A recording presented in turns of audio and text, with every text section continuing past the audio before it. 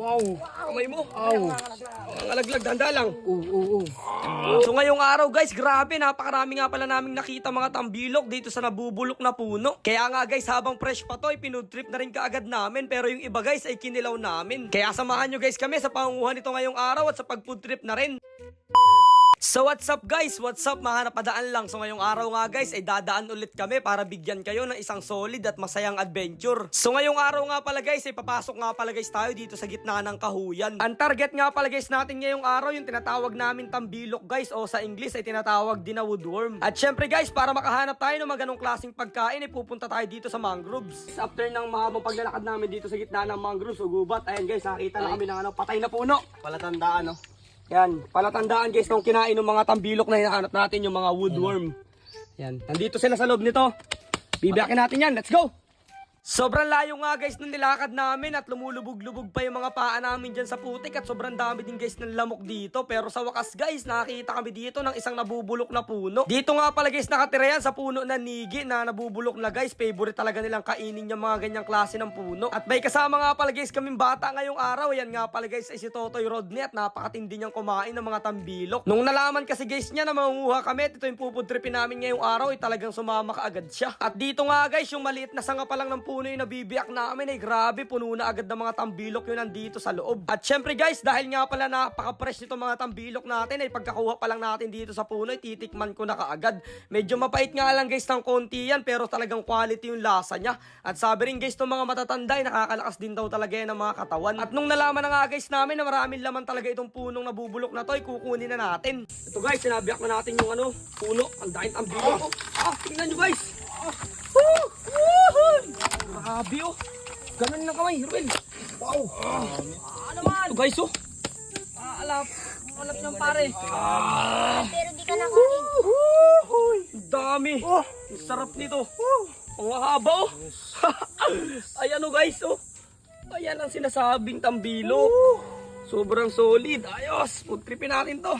Dahil nga guys, sobrang laki ng mga nakuha namin dito sa punong to, ay talaga namang hindi napigilan dyan ni paring Romel na tumikim. At grabe guys, sobrang laking tambilok yung pinudrip niya dito. Talaga namang sobrang sarap niyan. Agad ko nga guys, inagaw sa kanya yung malaking palakol at ako na magbibiyak nitong malaking puno. Medyo matigas nga lang guys at nakakapagod din siyang biyakin sa gitna. Kaya guys, nagtulong-tulong na lang kami at nagsalitan kung paano ba namin mabibiyak ito at makukuha yung mga tambilok na napakalalaki na nandun sa loob ng puno na yan.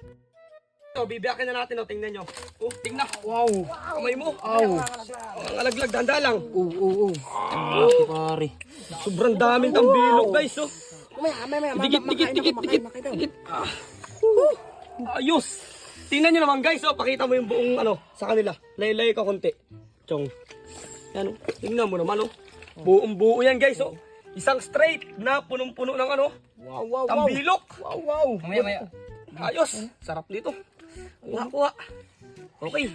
Grabe guys, nagulat talaga kami. Kitang-kita nyo naman guys, sa sobrang dami talagang laman ng mga tambilok nitong punong nabubulok na to. Talaga naman guys, dikit-dikit lang yung mga butas nila dito. Ang pwede nga pala guys gawin luto dito sa mga ganitong klase ng tambilok ay kinikilaw nga pala nila guys. Pero pwede mo rin guys tong gisahin sa kamatis. Pero isa lang guys talaga ang sigurado ko, kahit anong luto man yung gawin nyo dito ay talagang quality yung lasa. Kaya nga eto guys, tumikim ulit kami dito ni Totoy Rodney. Grabe guys, napaka-fresh niya, lalong-lalo na pag natanggal mo guys yung parang bituka niya. Kasi guys, yun yung nagpapapait yung mga puno na kinain niya. Dali-dali na nga guys namin kinuha lahat yan at hindi na kami magkaintindihan sa sobrang dami talaga. At nung nakuha na nga guys namin lahat, syempre humanap lang kami dito ng place kung saan kami kakain ng tanghalian at agad na rin nga pala guys kami nag-asikaso dito.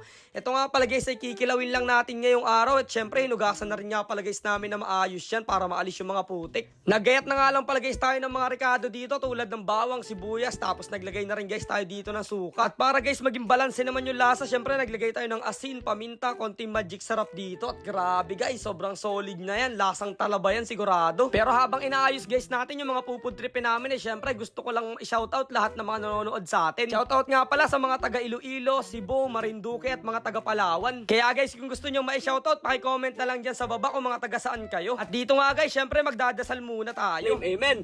Let's go! Food trip ng kinilaw na tambilok. Pakita natin sa kanila pare kung gaano kasarap. Ganyan guys. Romel oh. Favorite ni Romel yan oh. Ikaw, Totoy. Ikaw. Ikaw. Ikaw, Totoy. Kasi Totoy Rodney oh. Quality! Sausaw muna natin dito guys. Ayan o. Guys, oh. Guys, Let's go! sobrang sarap. Ano?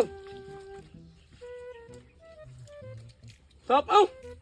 Sarap. Ano siya? Talaba. Masarap pa sa talaba ito. Guys, oh. Ang taba, oh. Tangka.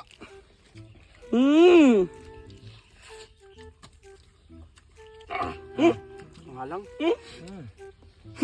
Ang tibay. Wow. Wow! Sausaw mo muna dyan no. Tubig. Mahalang. Baka kayo mabulunan, ha? Sarap. Food trip tayo, guys. Let's go. Kain tayo. Tayo. Habang kumakain kami guys, gusto ko lang magpasalamat sa mga patuloy na nanonood at sumusuporta dito sa Napadaan Lang Channel. Salamat guys sa mga nagko-comment, sa mga nag-share itong mga video namin. Patuloy nyo po sana kaming suportahan na magkakaibigan. Patuloy lang guys tayong gagawa ng mga masasaya at solid na adventure. Kaya hanggang dito na lang muna guys, bukas na lang ulit kami dadaan.